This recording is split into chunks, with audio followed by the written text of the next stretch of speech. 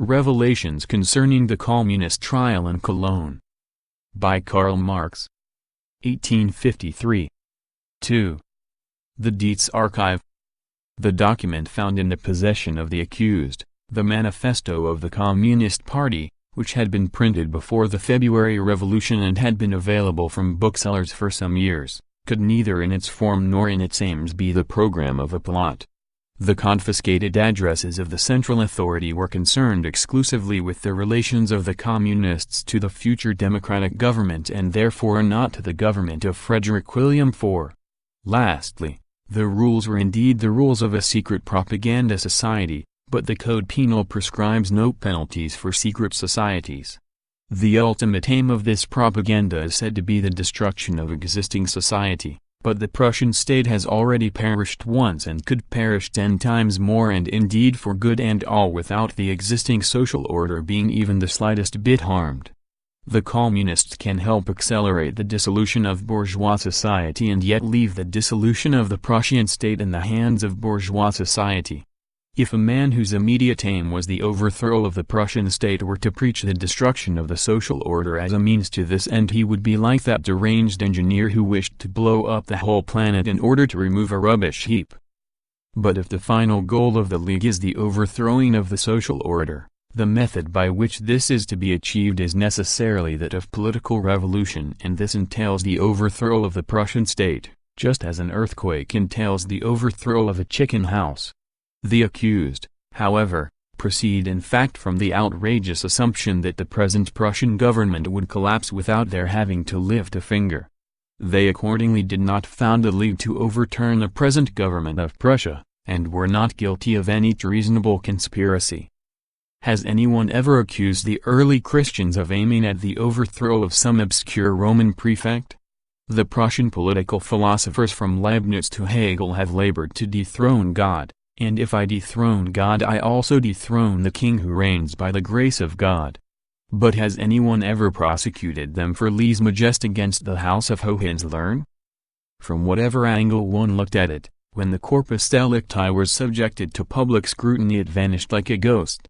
The complaint of the indictment board that there was no indictable offense remained valid, and the Marx party was spiteful enough to refrain from providing one single iota for the indictment during the whole year and a half of the preliminary investigation.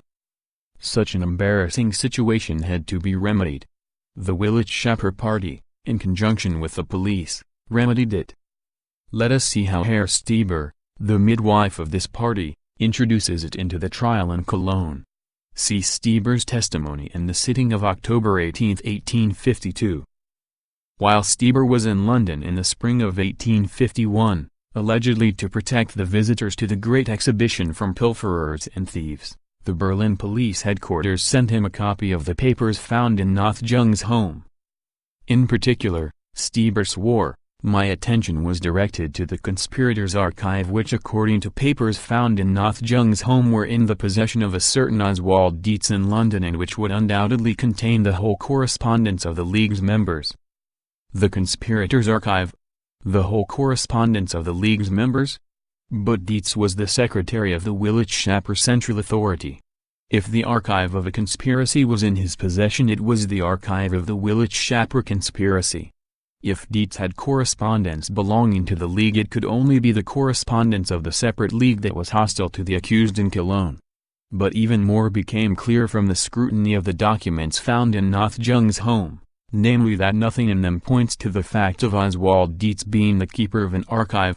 Moreover, how should Nath Jung, who was in Leipzig, know what was not even known to the Marx party in London? Stieber could not say outright, "Now note this, gentlemen of the jury. I have made amazing discoveries in London." Unfortunately, they refer to a conspiracy with which the accused in Cologne have nothing to do, and which it is not the task of the Cologne jury to judge, but which provided a pretext for keeping the accused in solitary confinement for 1.5 years. Stieber could not say this. The intervention of Nath Jung was indispensable to create even the semblance of a connection between the revelations and documents from London and the trial in Cologne. Stieber then swore on oath that a man offered to buy the archive for cash from Oswald Dietz. The plain fact is that a certain Reuter, a Prussian police spy who has never belonged to a communist society, lived in the same house as Dietz and, during the latter's absence, broke into his desk and stole his papers. That Herr Stieber paid him for the theft is quite credible, but this would hardly have protected Stieber from a journey to Van Diemen's Land, i.e., Tasmania, to which British convicts were transported, if the maneuver had become public knowledge while he was in London. On August 5, 1851, Stieber, who was in Berlin, received from London the Dietz Archive, in a bulky parcel wrapped in stout oilcloth, which turned out to be a heap of documents consisting of 60 separate items. To this Stieber could swear, and at the same time he swore that the parcel he received on August 5, 1851 contained also letters from the leading district in Berlin dated August 20, 1851. If someone were to assert that Stieber was perjuring himself when he claimed that he received on August 5, 1851 letters dated August 20, 1851, Stieber would justly retort that a royal Prussian counselor, like the evangelist Matthew, has the right to perform chronological miracles. En passant. From the list of documents stolen from the Willich Schapper party and from the dates of these documents it follows that although the party had been warned by Reuters' burglary, it still constantly found ways and means of having its documents stolen and allowing them to fall into the hands of the Prussian police. When Stieber found himself in possession of the treasure wrapped in stout oilcloth he was beside himself with joy. The whole network, he swore, lay revealed before my eyes. And what did the treasure trove contain about the Marx party and the accused in Cologne? According to Stieber's own testimony, nothing at all except for the original of a declaration by several members of the Central Authority, who obviously formed the nucleus of the Marx Party. It was dated London, September 17, 1850, and concerned their resignation from the Communist Society consequent on the well-known breach of September 15, 1850. Stieber says so himself, but even in this simple statement he is unable simply to confine himself to the facts. He is compelled to raise them to a higher plane in order to make them truly worthy of the police. For the original declaration contains nothing more than a statement of 3 lines to the effect that the majority members of the former Central Authority and their friends were resigning from the Public Workers' Society of Great Windmill Street, footnote 269.